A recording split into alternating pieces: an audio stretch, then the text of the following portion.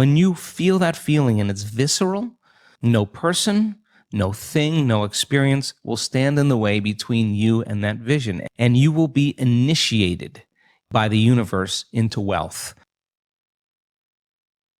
All of those cars and homes and whatever that is, are symbols of what it looks like when a person actually arrives at this concept called abundance. If those things help them to associate with something that creates a feeling of abundance, and they're building their vision board to help them to get clear on their intent, then that's fine, because they're associating objects or things or material things that they'll say, that's when I know that I'm abundant. Other people will say, look, abundance just means that I have more than I need, and I'm happy with that. And for them, there's a feeling that is associated with that. And when they begin to dream about their future, they may see themselves in a scene or see themselves a certain way.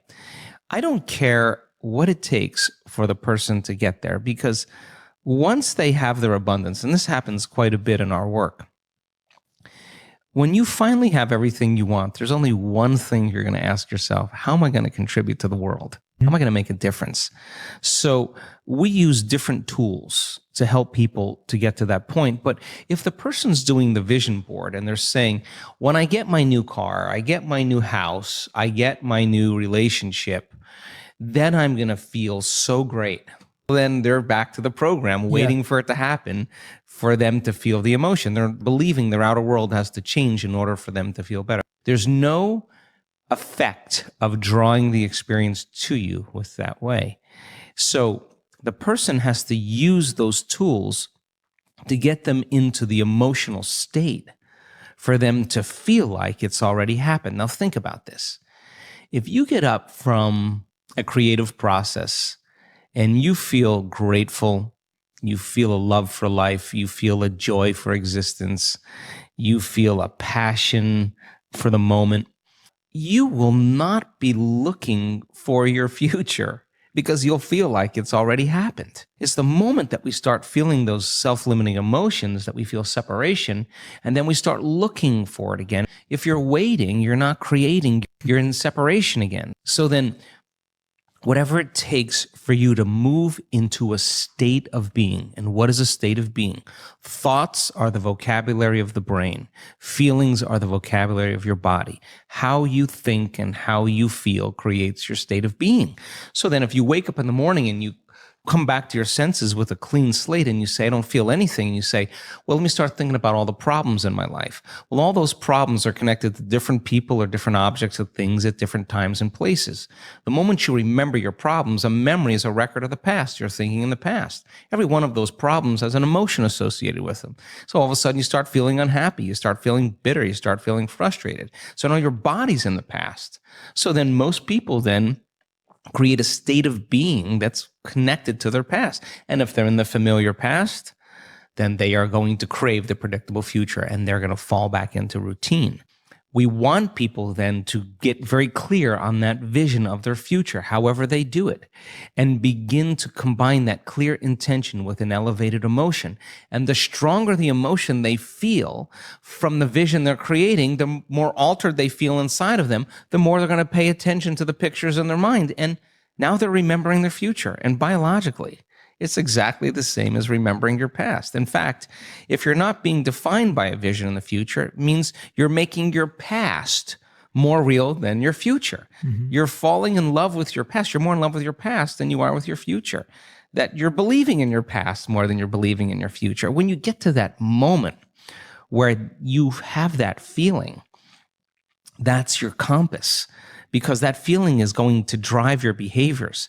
It's going to drive more of those thoughts. And when you feel that feeling and it's visceral, no person, no thing, no experience will stand in the way between you and that vision. And you will be initiated by the universe into wealth. You will be initiated into health. You'll be initiated into freedom. Those people, all those people that have healed themselves of all those different health conditions, they are so humble and so happy, and they feel so great that they would never trade this feeling because of what you thought of them. They've left that program behind a long time ago. They actually don't care how you think of them. They actually are so happy with themselves that they're no longer dependent on anything outside of them. Now, I think that's a really important moment, because that's the moment we give people permission in our lives to do the same. We're in a convenience-based society. I mean, if you lose your internet connection or your cell phone doesn't do what it's supposed to, people get angry. That's 20 seconds, right? So here you are creating something out of nothing, and you don't have the patience. That has to come out, because a very, very masterful person who is abundant had to own impatience. So then never make it be about the end result. Make it be about effort.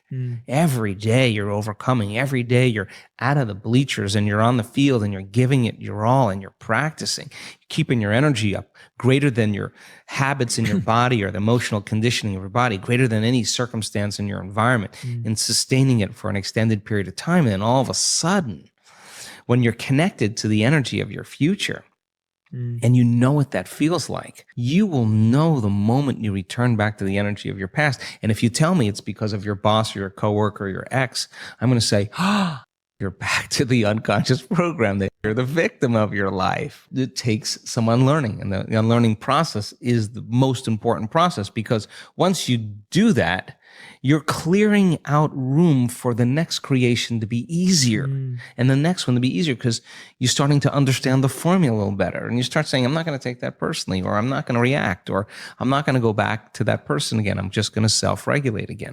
You only need a few experiences to know that this is the truth. And then you start managing your attention, and you manage your energy a lot better. And I think I always say, I don't care that you fall off the horse. I just care when you get back on.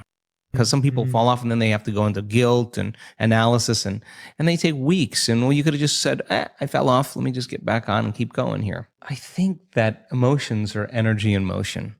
And so let's just say that we share the same experiences, okay? We're friends and we share the same experience. Oh, you're from London. I've been to London. My daughter lives in London. And we have, hey, you do this, I do that. You did that, you own this, I own that, So what we do is we actually look to see, when we meet people, if we're matching neurologically, if we're matching emotionally. So if we share the same experiences, we share the same emotions. And if we share the same emotions, we can relate to one another. So this is where it gets sticky. So then the moment you start saying, that person did that to you once. Yeah, that person, I had a similar experience. That person did that to me. Now we open the door, like, I'm going to use you to reaffirm my attachment to that emotion.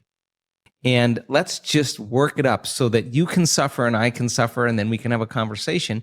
And literally, we're sharing the same energy. And if we're sharing the same energy, we're sharing the same information. And we're bound by an invisible field of energy that keeps us connected.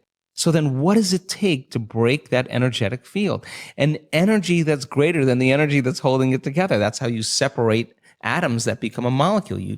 They're bound by an invisible field of energy that's keeping them connected. So you got to use a greater energy than the energy that's holding them together to separate them. Well, in order for you to change, then you can't have energy without awareness or consciousness. You got to go to a greater level of consciousness and change your energy. And nobody changes until they change their energy.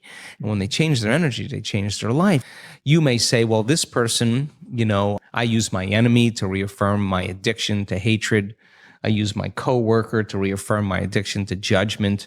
I use my ex to reaffirm my addiction to resentment. That we have these different people in our lives that we need to remind us of who we think we are. The enemy dies and you find another one. Your coworker leaves and you start judging another one. It's not that. So then when there's no longer a vibrational match, when you start doing the work, there's no longer a vibrational match with you and your past, present reality, that person or that condition any longer.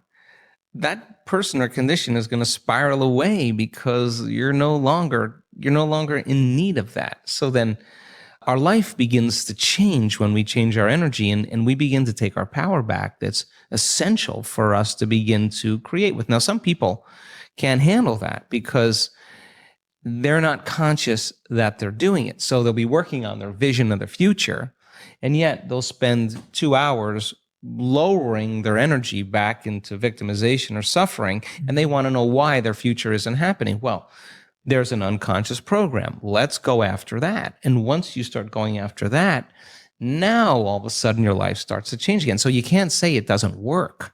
On some level, we don't work. And if you're really invested in this, the question is, what is it about me? Where am I directing my attention or my energy? Who am I using to reaffirm some conditioning that I need to remember as my old self? So then when you stop reacting to the person, or the person's now complaining to you and you're not complaining back, it's going to be an uncomfortable moment, because you're all of a sudden seeing a part of you used to be that you no longer are, and you have to be willing to not go there. And over time, that person will thank you and they'll say, I didn't even know that I was complaining that much. And by changing yourself, you help others. That's how it works. How bad does it have to get? To what lowest level do you have to reach before people really make up their mind to change? My message is, why wait? When you're feeling so altered emotionally, you feel so bad, that's the moment you could actually see yourself for the first time, because you're not answering your cell phone, you're not responding to all your texts, you're not watching TV, you're not going out to dinners, you're not calling people back. Something's altered in you, and you're starting to become self-aware. If you're waking up every day and you're combining a clear intention with an elevated emotion, and you're changing your emotional state to be elevated, you could still see the old self from an elevated point of view and stay conscious than from a limited point of view. And that's what I want for people. Like, let's go. What do you got to lose? People are going to start wondering, like, did you change your medication? What's up with that guy? Something's different about him. You're not predictable any longer. And we say to our community, when you're changing, you just stop talking about it. You're just too busy being it. Something's happening. The repetition of getting a few days in a row of that really well. I always say, God, if you had a great meditation, you wake up feeling better at the end of that meditation than when you started, and you do that the next day, and then the next day, you're going to start feeling better all the time. And that your body's going to start feeling better, and everything's going to start feeling better, and you're going to start feeling better about life. So then we have 1,000 reasons. I have more than 1,000 reasons every day to be unhappy with managing companies and staff and people, all that. But then when you rise above that and you choose just who you want to be, I think it makes a big impression. First, yourself, and your family and your friends and the people you work with, and then finally our communities. So I think that people are starting to figure that out. And when they imagine oxytocin levels in our student body, the love hormone, the love chemical, 200 times outside of normal. The latest research on oxytocin is slight elevation in oxytocin. It's impossible to hold a grudge. Now, so then what that means is you feel so amazing that why would you want to hold a grudge against that person? So forgiveness then is not something that you have to try to do to be spiritual. It's the side effect of saying, I don't want to give up this feeling for you or anybody, so I'm letting it go. I'm freeing you. I'm freeing myself. And my goodness, there's more liberation of energy. I call that the natural state of being. And we're knocking on that door. Why? Because as you begin to open your heart to life again, and you start trusting in your future and trusting in yourself a little bit more, and you start self-regulating with your heart, you do that properly, and you lead from that place, from that level of awareness, your life will change in dramatic ways.